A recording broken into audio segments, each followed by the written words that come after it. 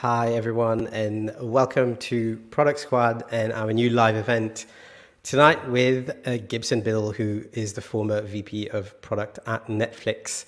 A lot of you already know who Gib is. He's a very influential person in the product space. And I thought I'd just get him on stage as quickly as possible, just so he can introduce himself. Actually, I'm sure he'll do a better job than me on this. Hey, Gib, how's it going? Good, Axel. Things are well. I'm in Bend, Oregon, west coast of the United States. Yeah, okay, you want me great. to do a quick intro? I'll be super bonus points for being brief. I was in marketing, and then I switched into product.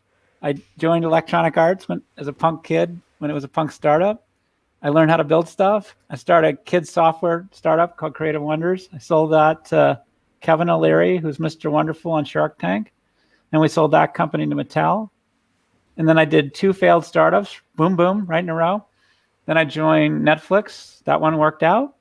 And then Chegg was my last startup. Chegg is a textbook rental and homework help company that went public. And actually, Chegg, Netflix, and I have all done very, very, very well in the pandemic because everybody went online. So it's been a wild and fun year. This is my 141st thing in 365 days. So amazing. That's great. So what are you doing now? What are you doing these days? Yeah, so I'm actually in Bend because my wife and I are buying a house up here. We're usually a little south of San Francisco. Bend is sort of an athletics center. So today I'll be able to go skiing. I've got my road bike on my bike, my mountain bike on my car as well, and I skate ski and downhill. And so we're going to live between here. It's only an 8-hour drive, and there's a direct flight on United. And both my wife and I are double vaccinated, so we're really excited.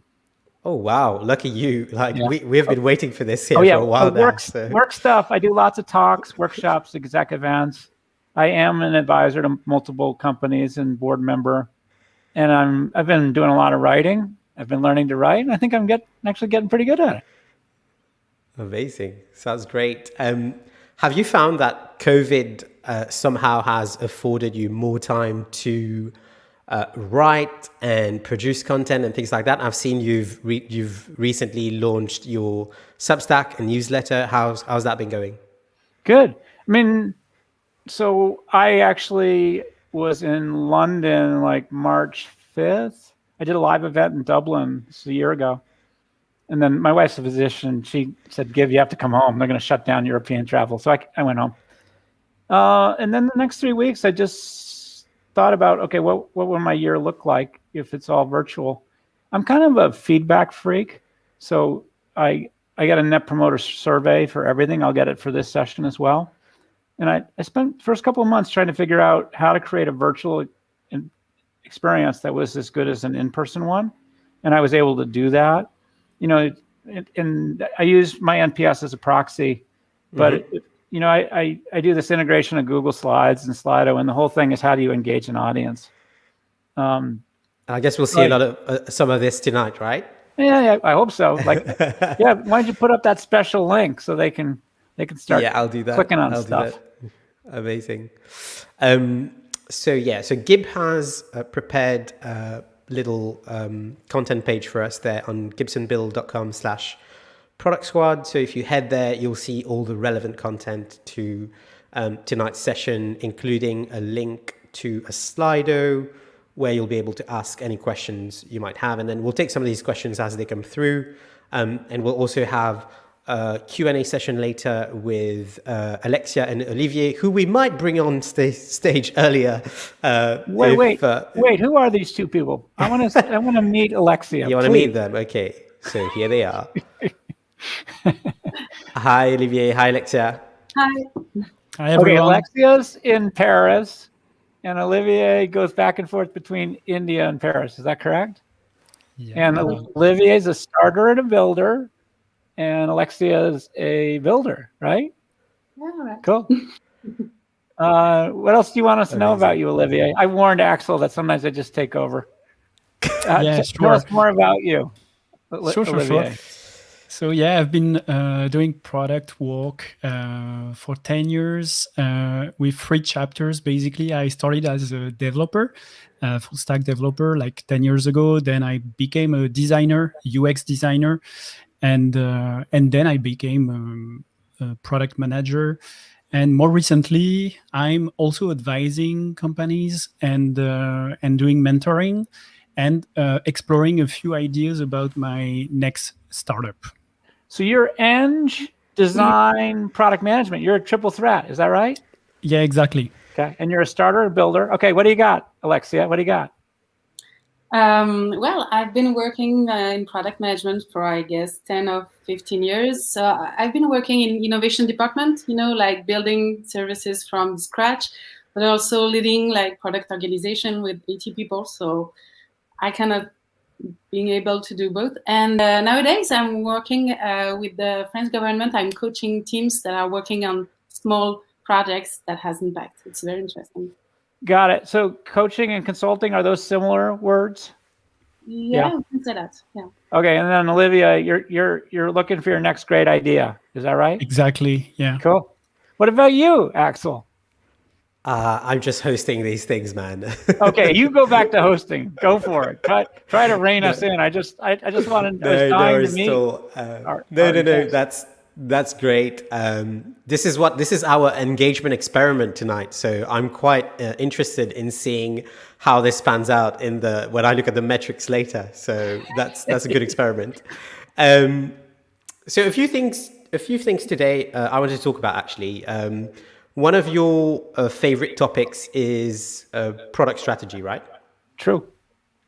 And in one of your essays in Medium, you talk about your delightful, hard to copy, margin enhancing ways, which I feel like is your brand, and I've heard it a lot. And you talk about strategic thinking and how it enables you to think ahead, to effectively skip quarters and build enduring value. And it reminded me of a conference that I attended in London where you were talking about the wicked hard decisions at Netflix. Yeah.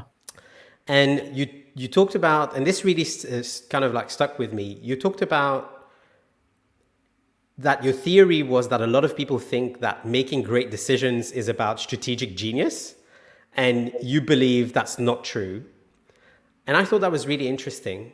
And one of the questions I had was how, as product managers grow in their craft, how can they build confidence in their decision-making process? And how do they develop this strategic thinking?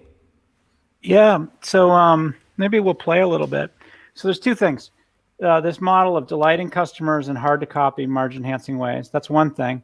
And then the second is how do you help people improve their decision-making skills? Mm-hmm. So let's just do the first one. Olivier, what's hard to copy about Netflix? If I gave you $500 million to create a startup to compete with Netflix, what would you find challenging about that? I think it would be like the top of mind effect, like the brand, basically. Yep, brand's one. And Alexia, you can jump in too. What is hard to copy about what Netflix has done? I'm fishing for 4 things. I would say the contents. Good. So the original content, that's actually because they're so big, they have an economy of scale, so they're able to afford $20 billion for content, where poor Amazon can only do $8 billion. So we got brand, economy of scale, which is the original content. Now I'm fishing for 2 more ideas. And Axel, you can play too. I'd say experience. As in the user experience? The user experience, it's simple. Yeah, so I'm going to cheat a little and say that's actually based on the technology, right? So just to give you a sense, like one of my favorite technologies, and this is hard to copy, is personalization. But for all 4 of us, Netflix has a forced rank list of like 10,000 movies and TV shows, from a title that's at the top that they think we're going to love till a bottom, which is going to suck. And then that row structure is basically filtering, your personal list, and it's doing the top action venture movies for Axel. and it's doing the top documentaries for Olivia. I don't know what your guys' movies taste, but to answer your question, that simple experience is because of the hard to copy advantage that Netflix has in technology. And one of those technology issues is personalization. I'm fishing for one more idea. Oh, I see it. Pierre's saying UI adaptability. I think that's a similar, which is the unique technology. Recommendations is great, Pierre, which that's an example of the personalization technology. Okay, I'm looking at, there's one more big category of thinking. And my little hint is, what makes Facebook so darn hard to copy? Network effect. The network effect, yeah. So think about it. Every device in the world, every screen in the world is magically pre-wired to let you watch Netflix, which is way cool. I mean, so anyways, so most people can kind of understand that you can figure out how to delight a customer, and margin enhancing is just trying to make the business work. It's the hard to copy stuff that many folks don't think about. And if you can do the hard to copy things, then you can maniacally focus on your customer instead of being worried about your competition. You can sort of behave like you don't have a competitor. And this is, the great companies are competitive aware, but they're not competitive focused. They tend to be customer obsessed. Okay, that's a little on DHM. You know, for instance, we'll do a case on that one in a second. And then how do you get better at decision making? So it's always, you know, the good and the great companies form a hypothesis, test it really quickly. So they do this high cadence experimentation. So you just got to try a lot of ideas to see what works. So for instance, last year you asked, you know, okay, how did I spend my time? One of my first experiments was on Teachable. I took one of my workshops and put it on Teachable. And it turns out for me, that's a failed hypothesis. I knew that within 4 weeks, right? Whereas I learned that Substack, writing a Ask Gib newsletter on Substack, I've gotten 4,000 subscribers in 3 months, right? That's a positive hypothesis. If you look carefully, I'm trying to create a connection with younger product leaders who are less male. So I'm experimenting right now with Instagram, and you know I have like 190, followers in my first 3 weeks. But for a 59-year-old dude, that's okay, right? But I'm just trying to give you an example of what high cadence experimentation looks like. And that's really the key. And with each experiment, you learn something. And that makes you more confident and more comfortable in every subsequent decision that you make. Hey, can we do a little case? Yeah, sure. Okay, cool. You ready? So Netflix is contemplating an idea called Netflix Party. So it'll let people around the world that are all members watch the same movie at the same time. And then while they're watching that movie, to chat with each other, to heckle each other, to use emojis, whatever you want, right?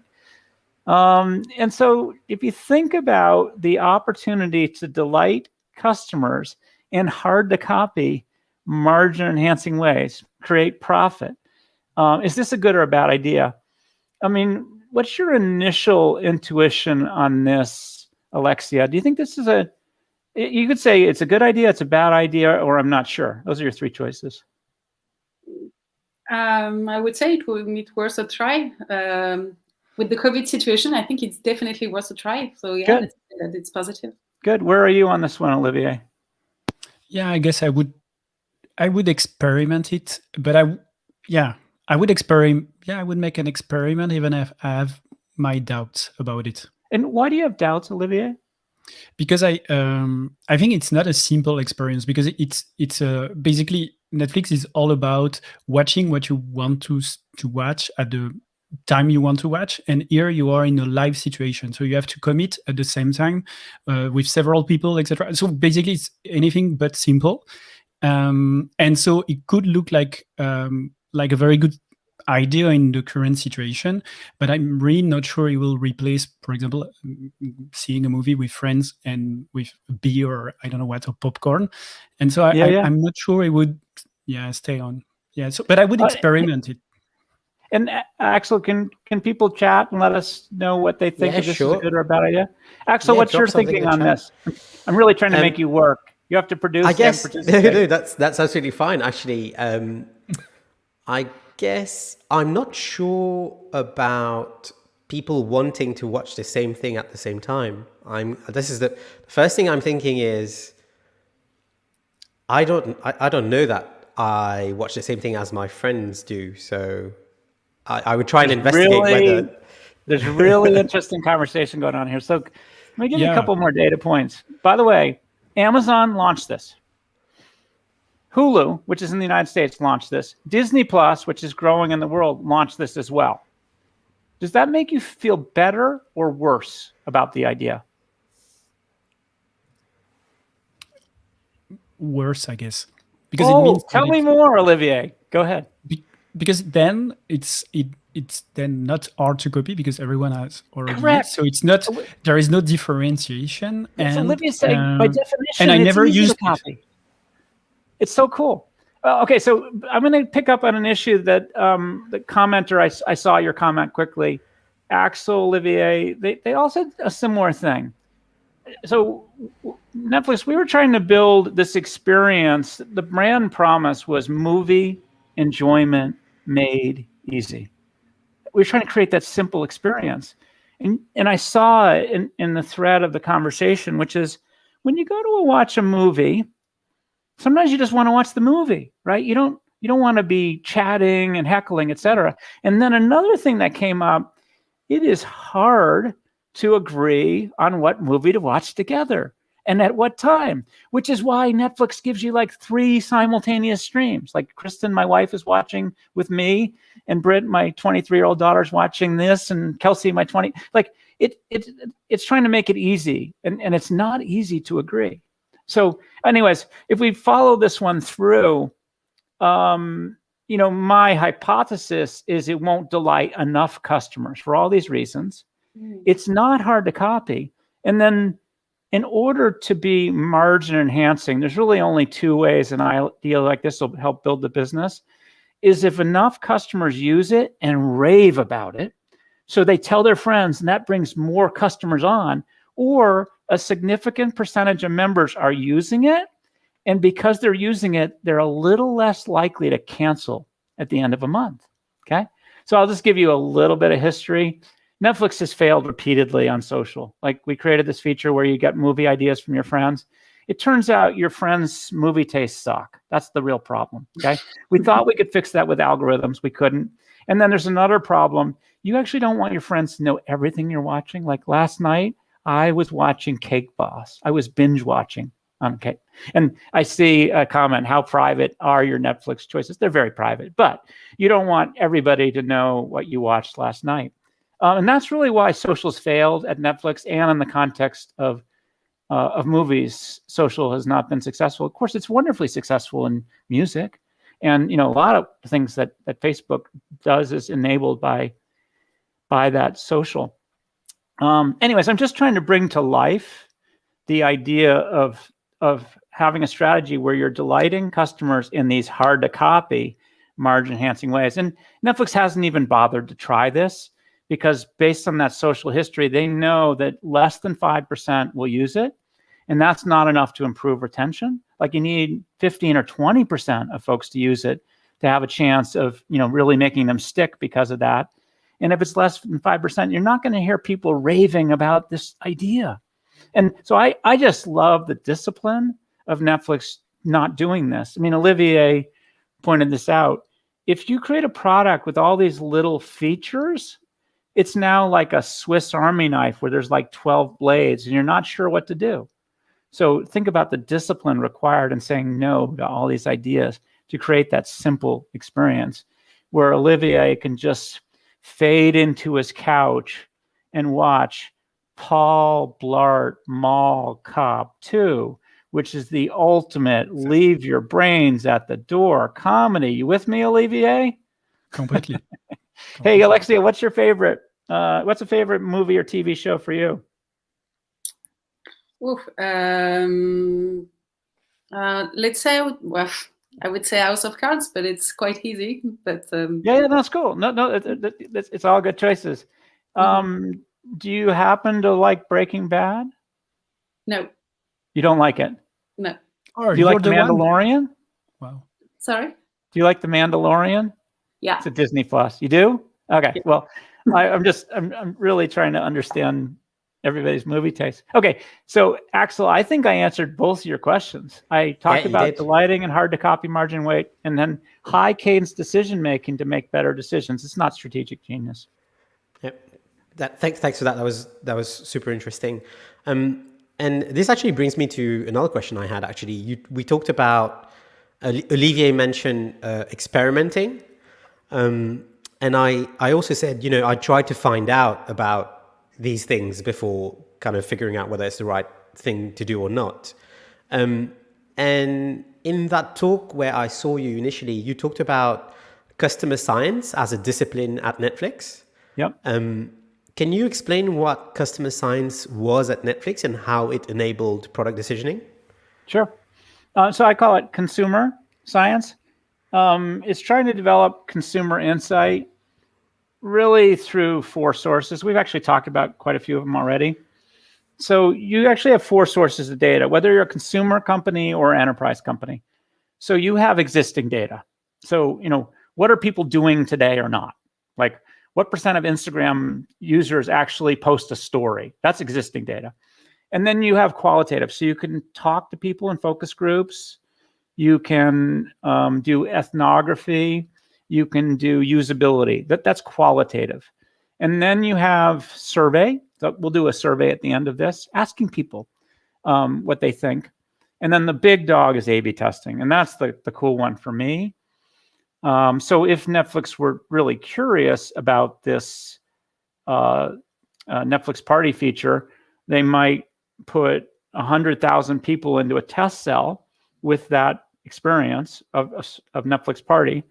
And that would be the experiment. And then they would be observing it to see if it changed customer behavior.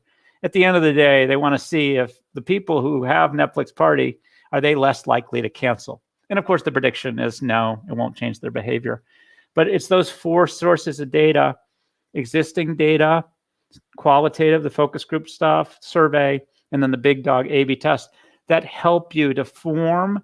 That's what I call consumer science. And you have a hypothesis. I mean, the initial hypothesis was this social feature, Netflix Party, will improve retention.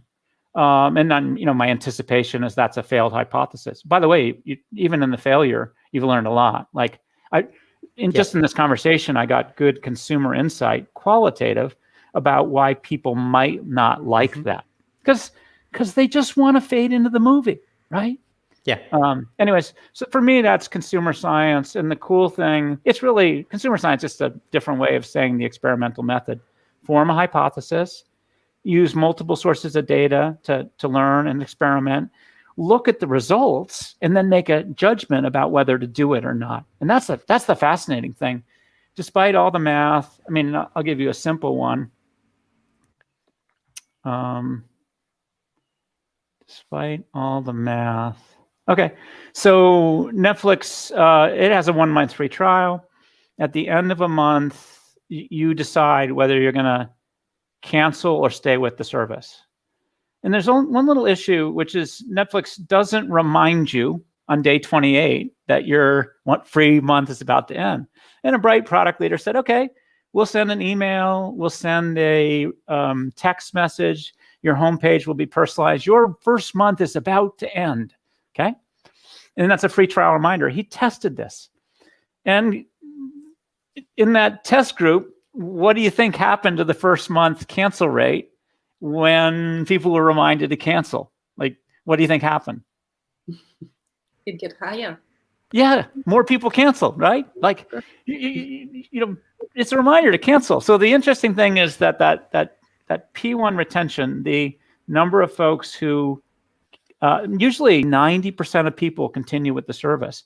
And to your point, Alexia, because of the reminder, it went from 90 down to 85. Okay, only 85% continued with the service. So congratulations, Alexia, the product manager, with this idea. You just lost the company $100 million. Okay, that's what the data says.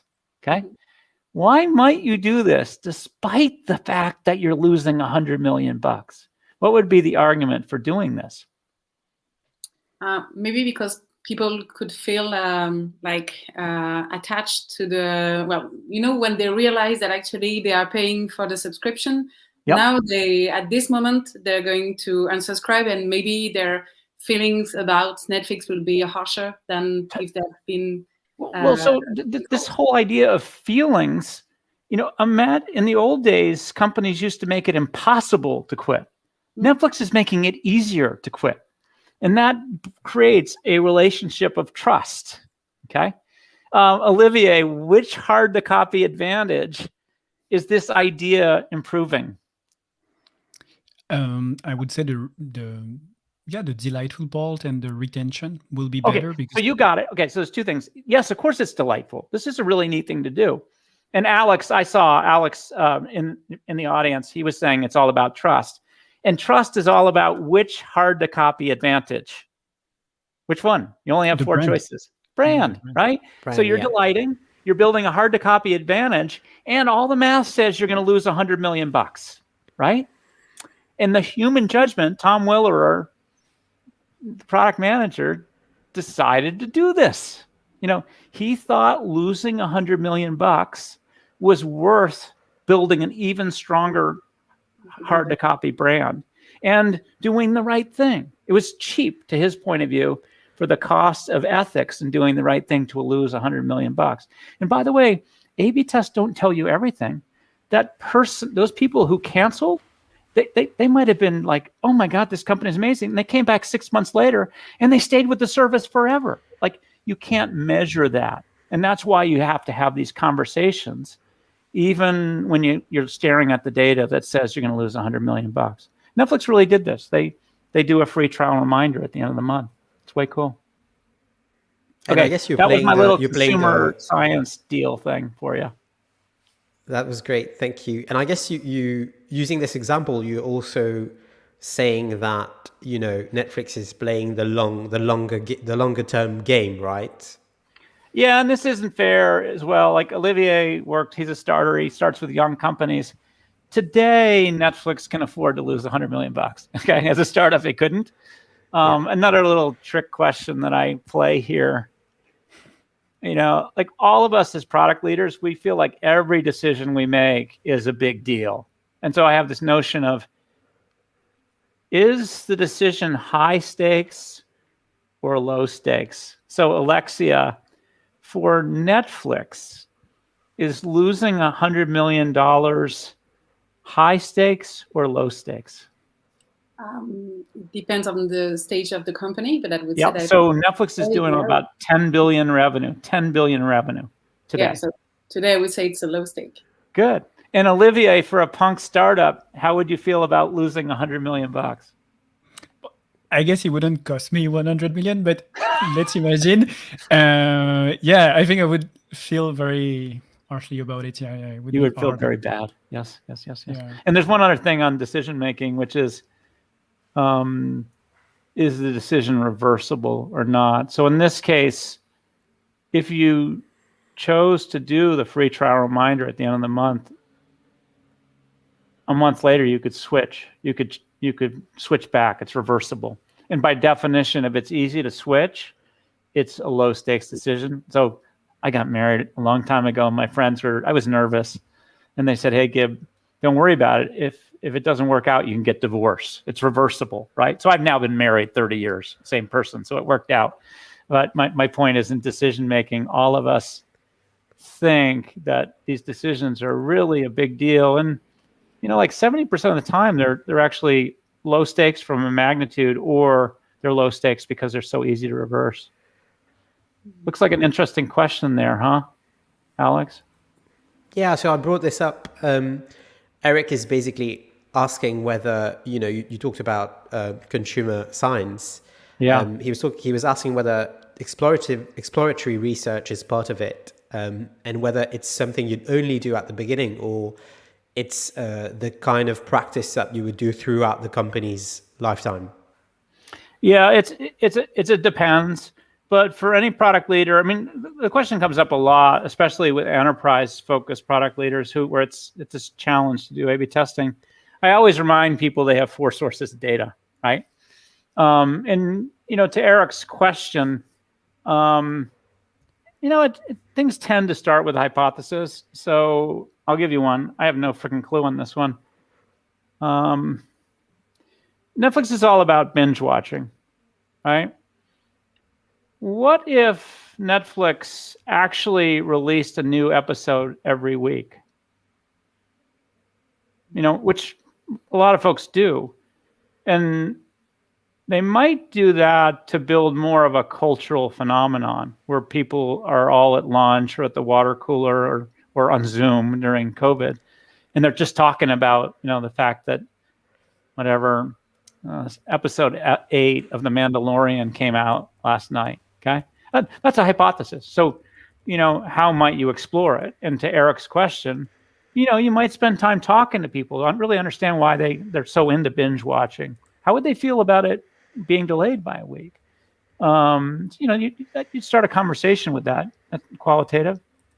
But in that case, I would get to A/B testing pretty darn quickly.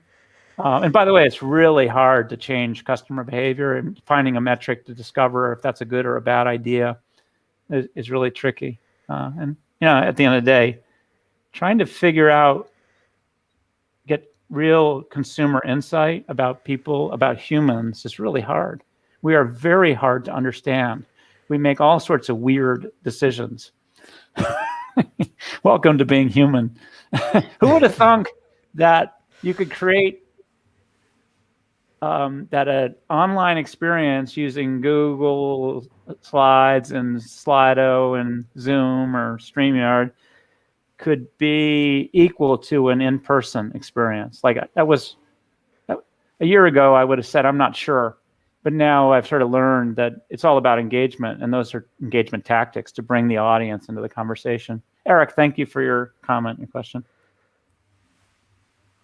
Thanks. Yeah, that brings me to another question for you, actually, which I thought was interesting earlier when I was kind of preparing tonight's show.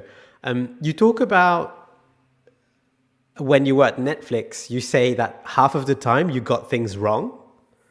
Yeah. And I thought that was really interesting. How did Netflix manage at the time in creating this environment where people are comfortable with getting things wrong, with failure?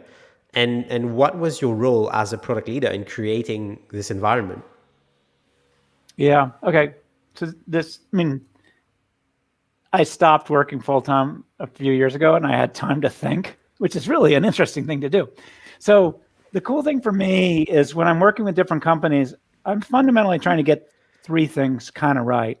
So we've been talking about consumer science. That's the experimentation, the high cadence experimentation. We've talked a little bit about strategy, developing a plan. But by the way, almost by definition, as you said, half of those hypotheses will be wrong when you actually experiment. The third part is culture. Okay. So at Netflix, there are a couple of really, like, you could Google, like, pretend you're looking for a job at Netflix, and you'll see the culture deck. It's well articulated. But for instance, part of the culture is intellectual curiosity, okay? Courage and candor. Those are 3 different ideas. And so we were all trained to keep asking, what could we do to delight customers? Like, okay, why aren't people into social, right? That's the intellectual curiosity. The candor, then the next one is the intellectual curiosity, courage. It's the courage to say, actually, despite the fact that Amazon is doing social, Netflix is going party, Hulu is doing party, Disney Plus is doing party, the courage and the candor to say, that's a stupid idea, right? That begins a real active debate. And, the short answer, Axel, it takes years to create that environment. To your question, I'll tell you 4 winners in the long term, and while I was at Netflix, and 4 losers. So personalization, awesome. Delivering discs instantly in the mail next day, awesome. Letting you hit a play button to start watching right away, awesome. Social, failure. We actually had a hypothesis that a more entertaining experience on the website would improve retention. We did something called Max, this wild character on the PlayStation, who would engage with you. Like it was really cool. It was really fun. It was really funny, and it made retention worse. That's a failed hypothesis. Okay. Another failure. Oh, this is interesting. Original content clearly is a big winner for Netflix. Right when Alexia brought it up, 2013 is the launch of House of Cards. We actually experimented with that idea 2009 in a DVD by mail era, and it was a failure. So I just did like 4 wins and 4 losses. And by the way, one of those failed, the exclusive content originals, in 2009 and was a huge winner in 2013. Like, who could have predicted that? And this is the value of experimentation. I'll give you another one. This is a wild one. So another thing about the Netflix culture, it's filled with iconoclasts. And if you don't know what iconoclast is, anybody out there that has a 13, 14, or 15-year-old child, they know. They're always saying why, and then refusing to do what you want them to do. So a new product manager came into Netflix. They invented these star ratings, like 5 stars. They collected like 10 billion ratings. And their hypothesis was that no, star ratings don't matter. Like, whoa, that's daring, right? It was weird because Netflix, we actually managed to, through personalization, everybody was watching better movies as valued by that star rating. Like when, Olivier's would have gone from an average of 4 stars all the way up to 4.5. But there was no evidence that retention was getting better because the quality through star ratings was better. That's a failed. What the heck is going on? You guys know why this happened? Why don't people care about higher star rating movies? What do they really care about? Wow. I guess it's what you said earlier, no? That so first it depends. We are not always looking for quality. We are also looking for entertainment and just chill out. And so obviously you can completely pick. And I did it like so many times during the hard times of COVID times because I needed feel good content and just to let the brain out. And so I would pick like lower quality on purpose. Yeah, so I brought up Paul Blart Mall Cop 2 is a 3-star movie, but people really enjoy it. And that was the insight, which is it's not about movie quality through rating. It's about enjoyment. Yeah. And that's why the stars are gone. There's a prediction for Alexia that she will enjoy House of Cards. It's like a 98% match for her. It's not saying it's a 5-star movie. It's just saying we think you'll enjoy it. And for Olivier, I'm just picking on him, 98% match that he'll love Paul Blart Mall Cop because he understands that sometimes you just want to veg out, right? It's cool. Excuse me. Yeah, it's all right. Super interesting. Thanks for that. Well, it better be interesting to you, otherwise we're doomed. Exactly. Can I go on, Olivier? Go on. Yeah, I have a quick question because you mentioned a few experiments and some were failures, other were winners.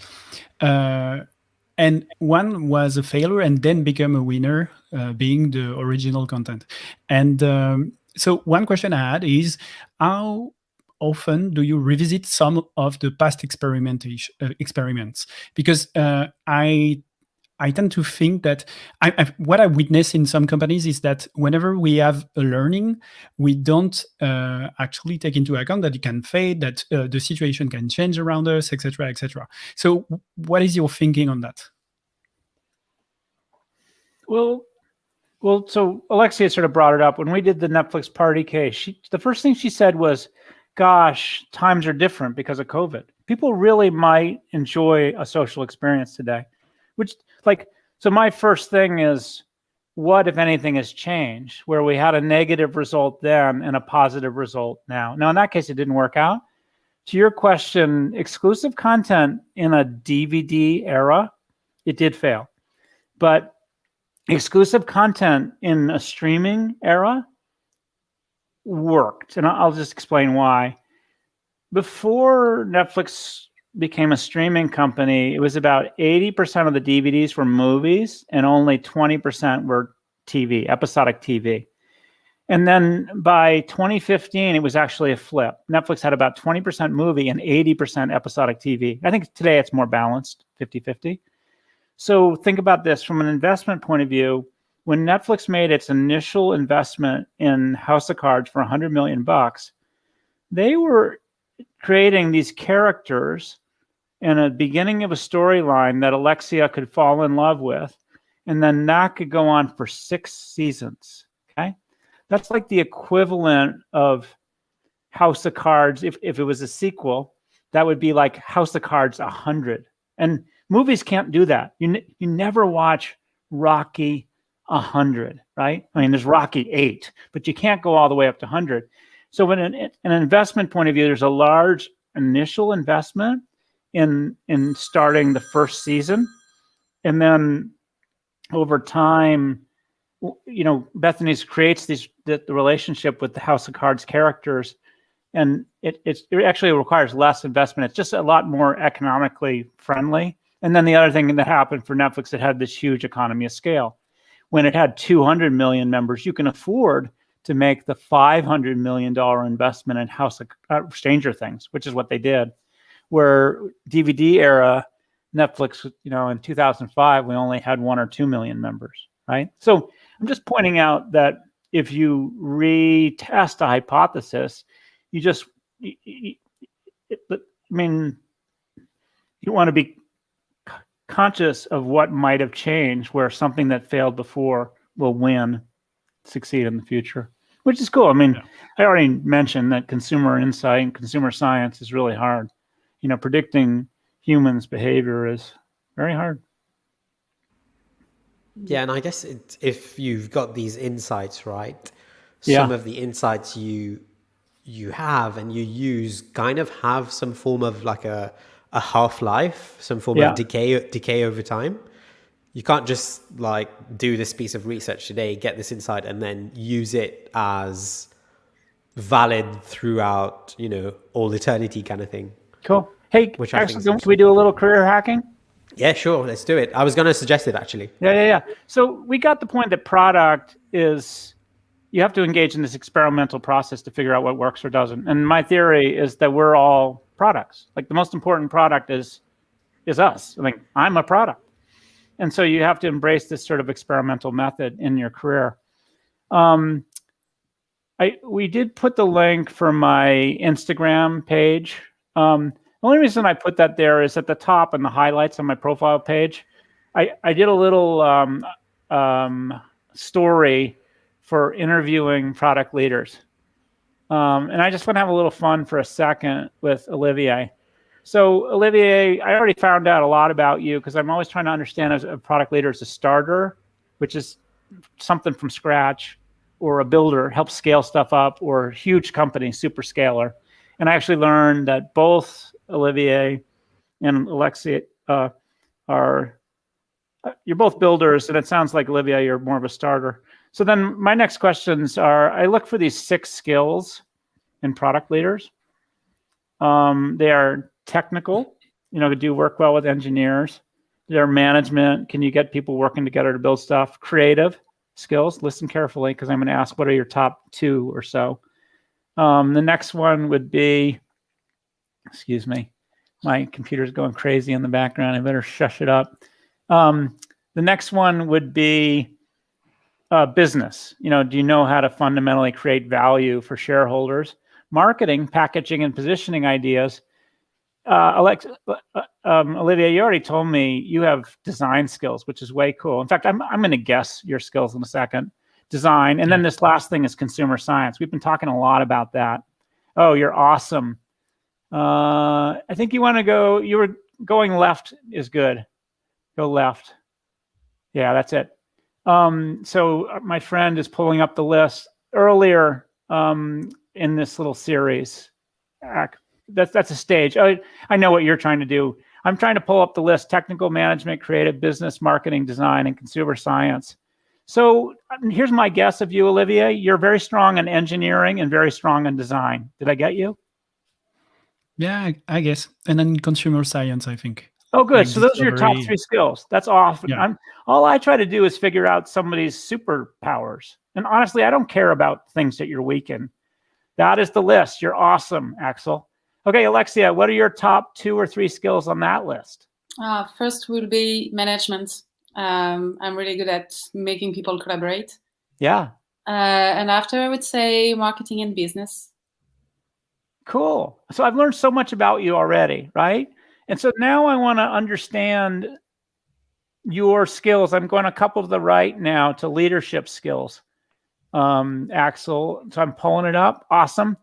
So these are the skills I'm always trying to understand as people grow up. Do they have leadership potential? Whether they're just starting or they're a manager or a director or a VP or a CPO or even a CEO. For every person, doesn't matter if they're in product or marketing or finance, what are your leadership skills? And so these are the skills as people grow up. So I look for leadership, and I define it here: inspired communication of a vision. Management, as people grow up, it's really about hiring and developing teams. It's no longer about just managing a project, which is what Alexia pulled up earlier. I look for strategic thinking skills. I look for people that are proactive and results oriented. I look for people that understand the value of culture and they're a good fit for the culture of a company. I look for business maturity. That's really judgment, which is, do you make good decisions? It's actually not as correlated to age as I had hoped. Okay. Mark Zuckerberg was making amazing decisions at 19. And then you can sort of ignore the last one, but we all have domain expertise in certain areas. So mine is in, basically I can do both entertainment and education. Alexia, you want to go first this time? What are your top 2 or 3 superpowers on this list? It's harder, I would say. I would say still management and I would say culture and leadership. Actually, I'm having adapt to strategic thinking, so it's blurrier, let's say. Okay, well, let me ask this one question. What's number 1 on your list on this page? The thing you're most confident about?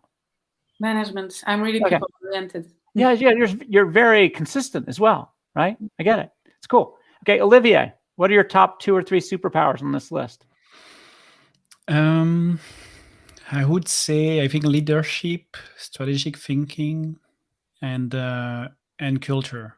Like, Good. Fostering collaboration and light processes. Yeah. So this is what an interview looks like with me, and you can see the whole thing on Instagram. So these are the skills. And now I want us to think about ourselves as products and what are the experiments we're going to engage in? That's the question. So, Olivier, 10 years from now, 15 years from now, what might you be doing? What do you want your job to be 15 years from now? I think ideally I have a startup studio. I think I work on, and I start a lot of projects. Oh, that's really and I find the right team to actually operate it. Got it. Well, that's a really interesting career hypothesis. It's going to be Olivier's Y Combinator. Is it that? Can I think of it that way? Yeah, I guess. That's cool. Yeah, is that a good idea? It's going to be O Combinator. Yeah. O Combinator, yeah. Yeah. So how could you begin to experiment or test that hypothesis today, Olivier, or in the next 10 years? How might you develop confidence that this is either a good or a bad idea?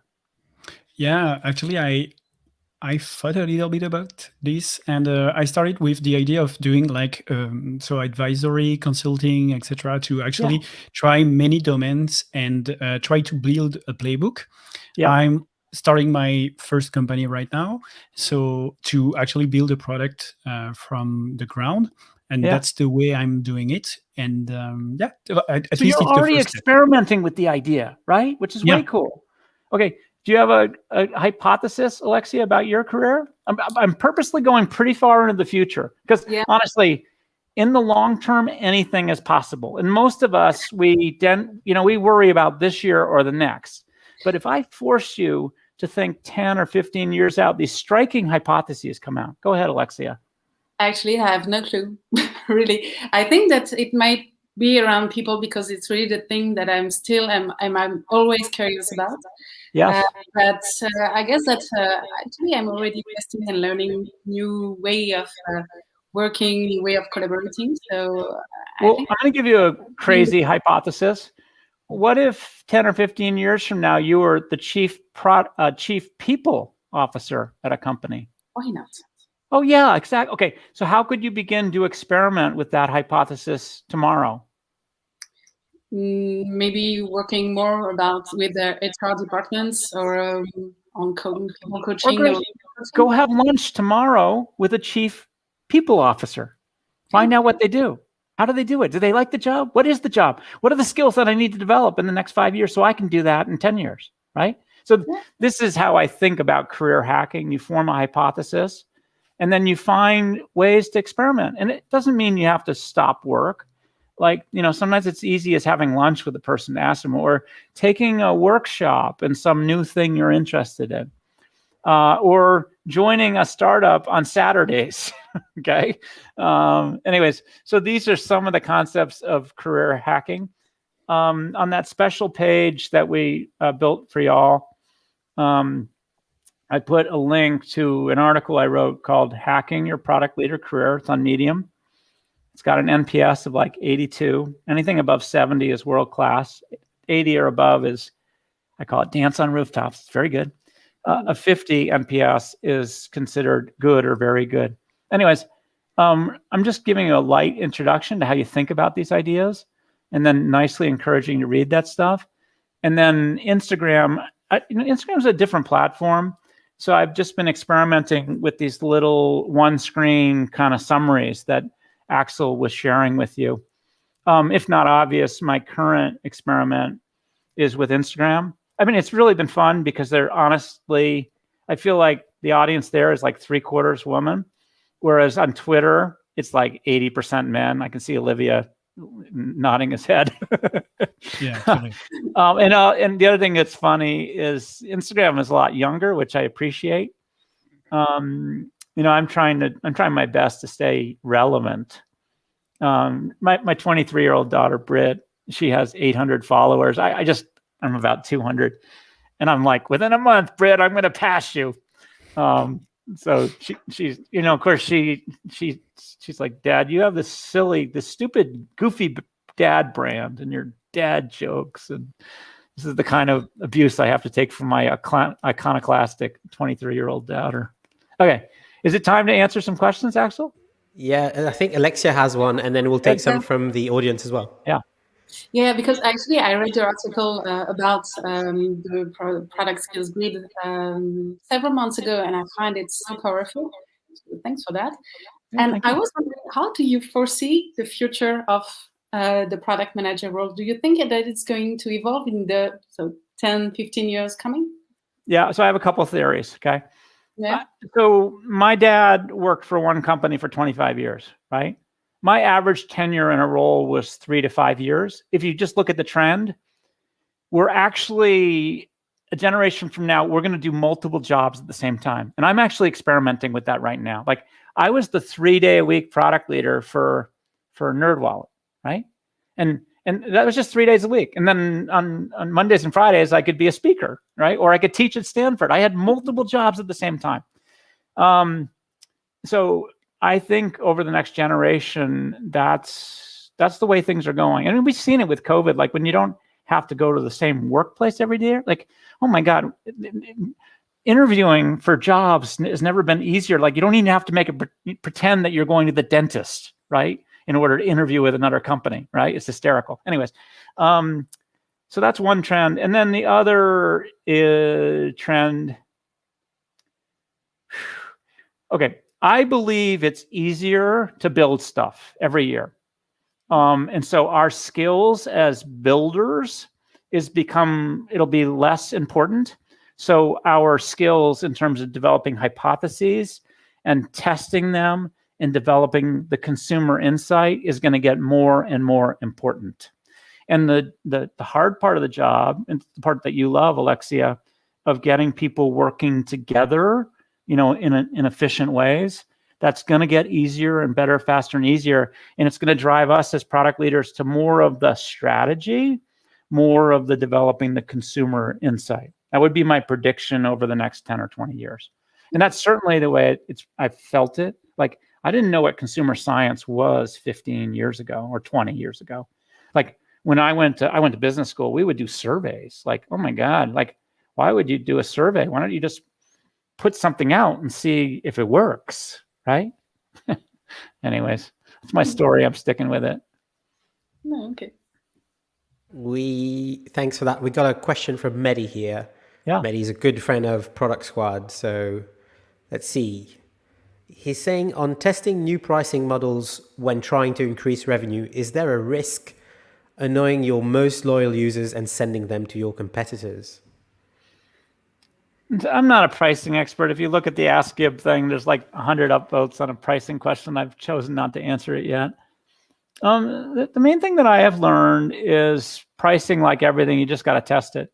So Netflix today is tested. It's always focused on new members, not existing members. But if you keep clearing your cookies, you might find a lower price on Netflix. At Chegg, we were doing textbook rental. We always had cohorts of, the standard price, but we'd have 5% of our members were getting 5% higher, 10% higher, 5% lower, 10% lower. We were always testing price. I've gotten comfortable with doing these things that feel risky and feel annoying in the name of science, in the name of learning. My wife is in biotech. She's a physician. She just had a new immune therapy pass the FDA on Friday. Her early experiments were with 84-year-old men who, they knew it was risky, but they were trying to develop insight for future generation in the name of science. I'll tell you one funny one. We actually did a painted door test. This is circa 2007. We were trying to figure out how to let people watch stuff on their TV screen. We built a magic box, and we told our members, hey, for $70, you can get this magic box that will let you watch on your TV screen. They'd click on the button. We already had their credit card. Like, they did their purchase intent. It was real behavior. And then we said, we're sorry, not available in your zip code, in your geography, right? I call that a painted door test. It's edgy, but you develop real insight. From that, we learned how important it was to figure out somehow to find hardware solutions that would let you stream to your television, which you're all doing today.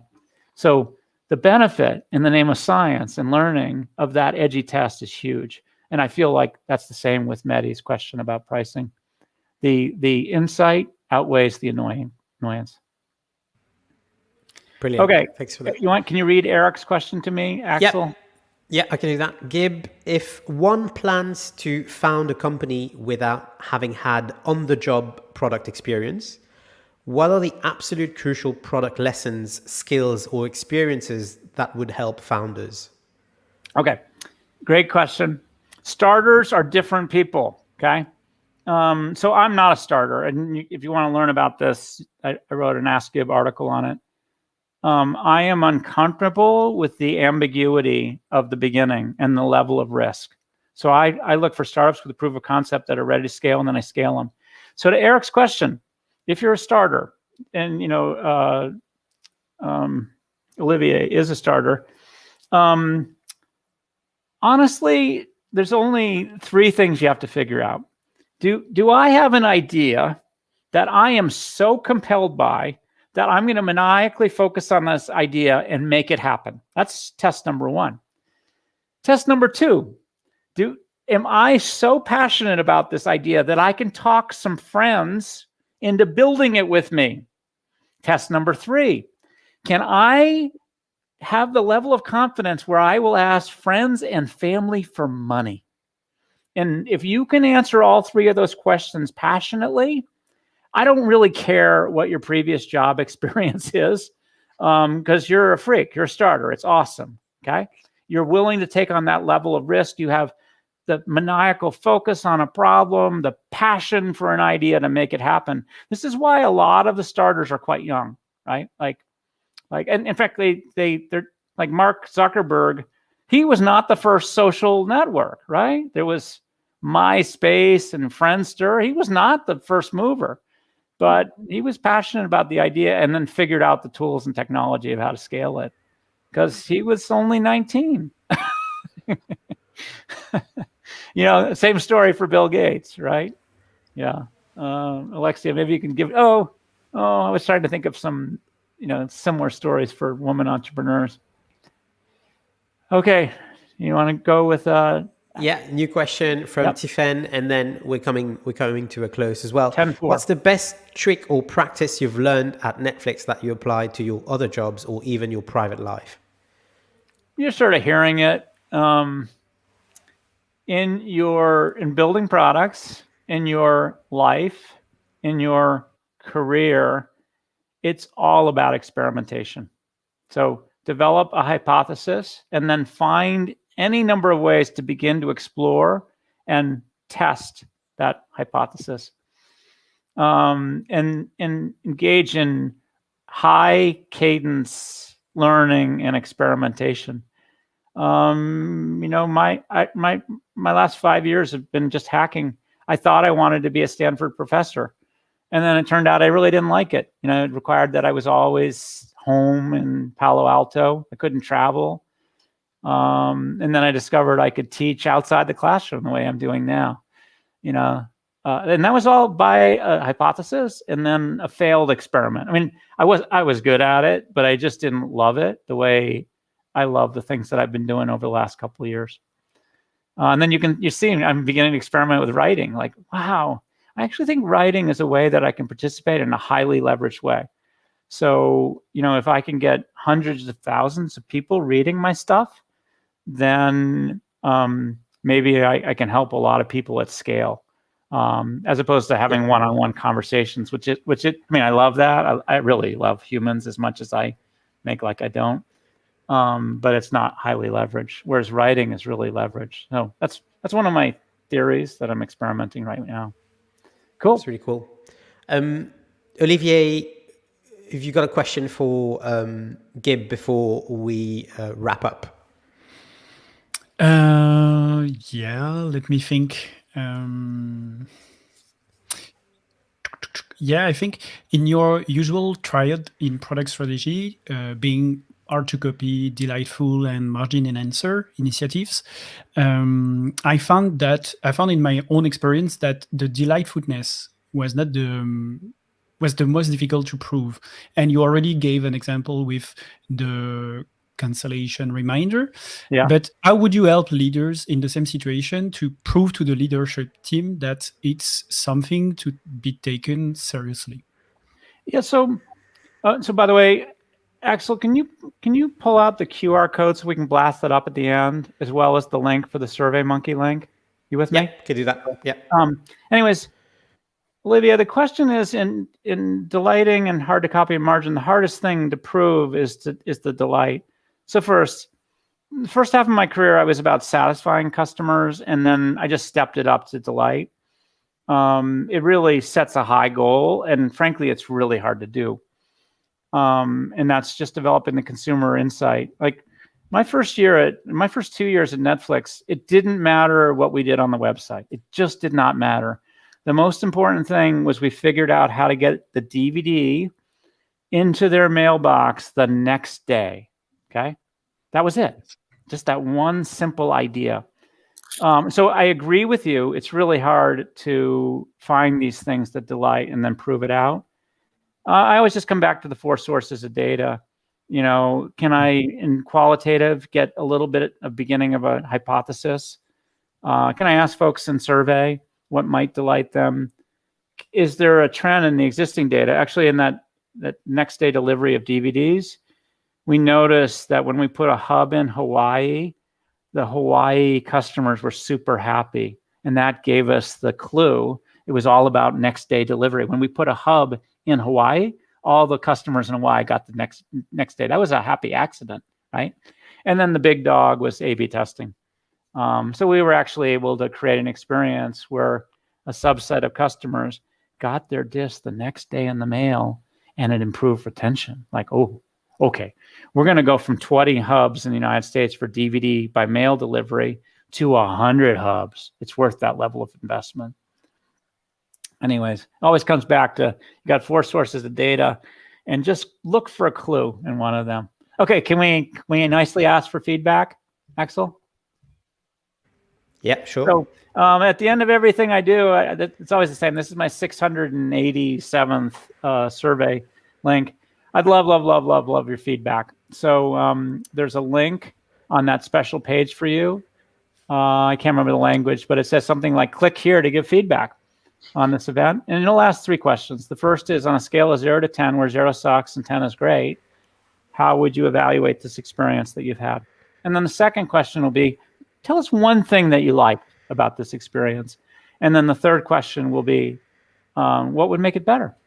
And really, that takes exactly 1 minute of your life. And it's incredibly helpful to me. It's incredibly helpful to Axel, because we're hacking, we're experimenting, right? Like, how many times have you used StreamYard and seen somebody pull up a freaking Instagram page with the highlights at the top? Like, of course we're experimenting. And this is how you figure out what works and what doesn't. Hey, Alexia, you were awesome today. Thank you for playing. And Olivia, you were awesome as well. So thanks so much. Axel, thanks a ton for hosting me. Thank you, sir. I have a friend out there. Remind me, who's my friend, Axel? You've got a friend where? Sorry? My new awesome Paris friend. She wrote a referral for me. She connected us. Oh, yes. Tolu Lope. Yeah, she's amazing. Oh, see, I wouldn't have said that. Okay, so say it again. She's probably watching us now. Oh, she's probably watching the president, right? Oh, she's watching the president. Hard. Do you want to watch Alexia and Olivia and me, or do you want to watch isn't your president talking right now? Yeah, he is. I think it's over now, but yeah. I don't know. I'll have to catch up with the news. Okay. Well, some people are watching this on... it's probably bad news anyway. Yeah. Okay. Well, anyways, it's been great fun. Thanks for having me today. My pleasure. I'll follow up for you, Axel, with the survey results, so you'll learn just as much as me. Amazing. Thank you so much for your time and for doing this and for the energy today. That was really interesting. Thanks for hacking away during the session. That was great. And speak to you soon. Good luck with everything. Very good. Thanks for having me. Thanks, Olivier. Thanks, Alexia. Thank you so much. Thank you so much. Bye, guys.